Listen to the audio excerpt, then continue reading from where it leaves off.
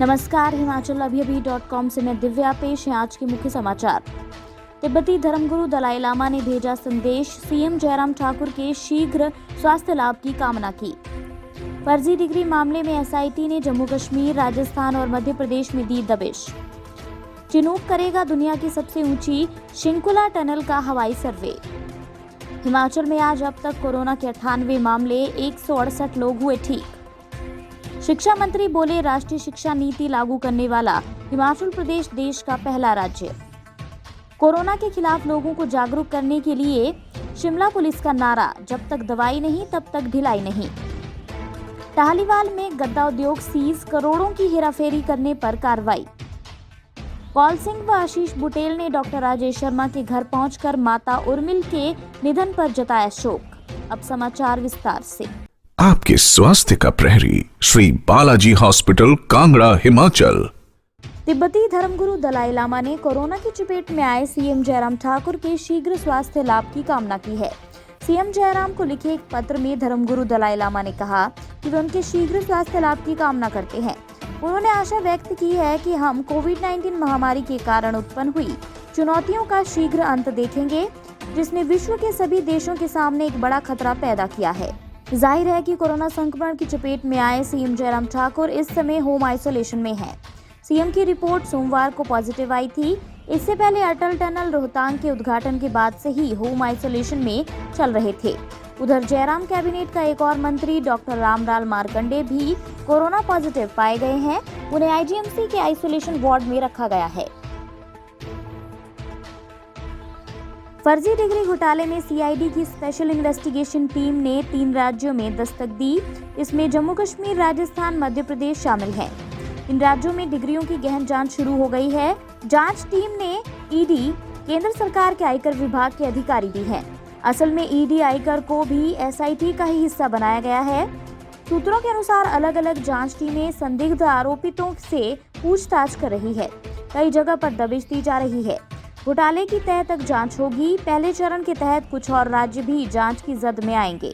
हालांकि चरणबद्ध तरीके से इनमें देश भर के 25 से अधिक राज्य आएंगे। इस केस में जल्दी कईयों की गिरफ्तारियां होंगी।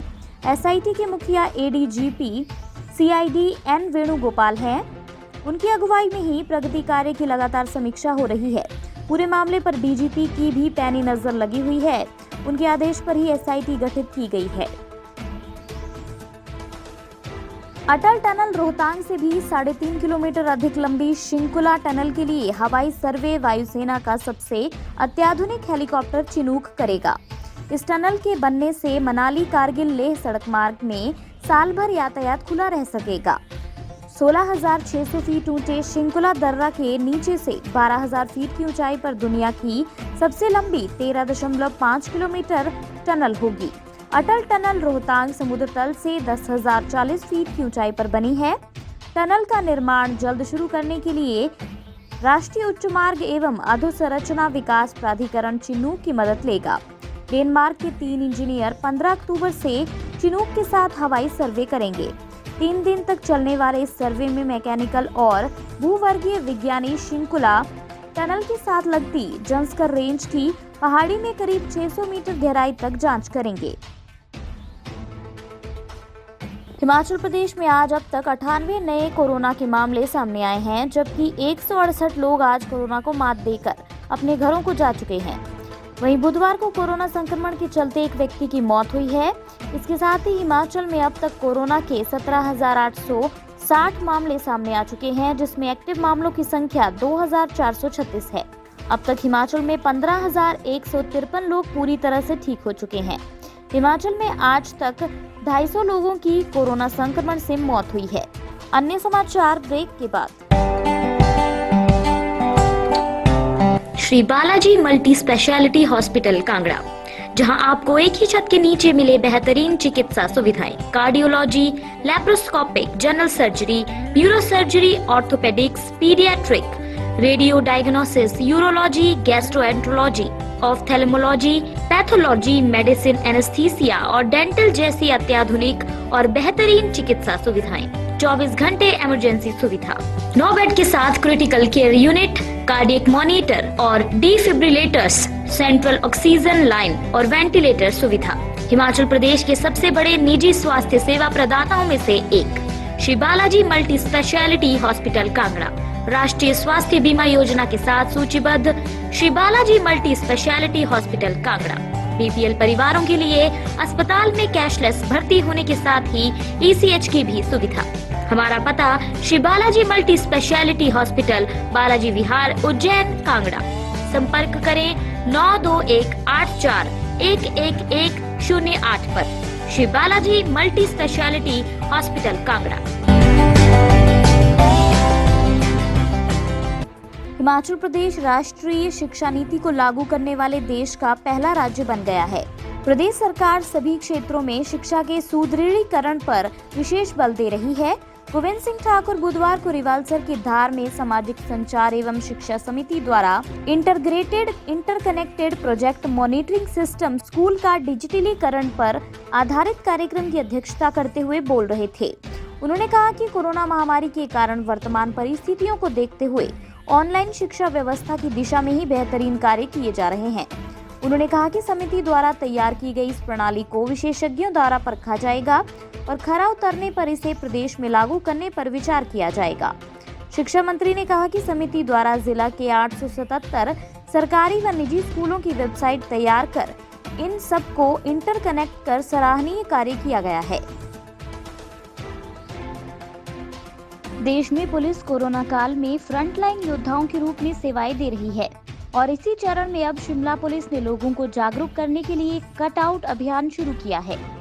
इस अभियान में मास्क पहने हुए पुलिस जवानों के कटआउट शहर में लगाए जाएंगे और लोगों को लेकर मास्क पहनने और सोशल डिस्टेंसिंग का संदेश दिया जाएगा। पुलिस ने अभियान को सफल बनाने के लिए जब तक दवाई नहीं तब तक ढिलाई नहीं का नारा भी दिया है।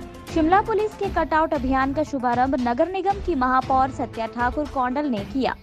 अभियान के तहत जगह जगह पर शिमला पुलिस के जवानों के मास्क पहने हुए कटआउट लगाए जाएंगे, जिसके माध्यम से लोगों को कोरोना संक्रमण से बचाव के नियमों का पालन करने का संदेश दिया जाएगा।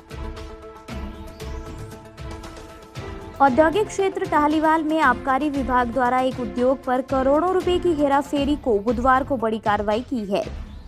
विभाग द्वारा करीब 1 करोड़ से अधिक का जुर्माना न भरने के कारण एक गद्दा बनाने वाले उद्योग के खिलाफ आबकारी एवं कराधान विभाग ने जीएसटी नियमों के तहत कार्रवाई शुरू की है।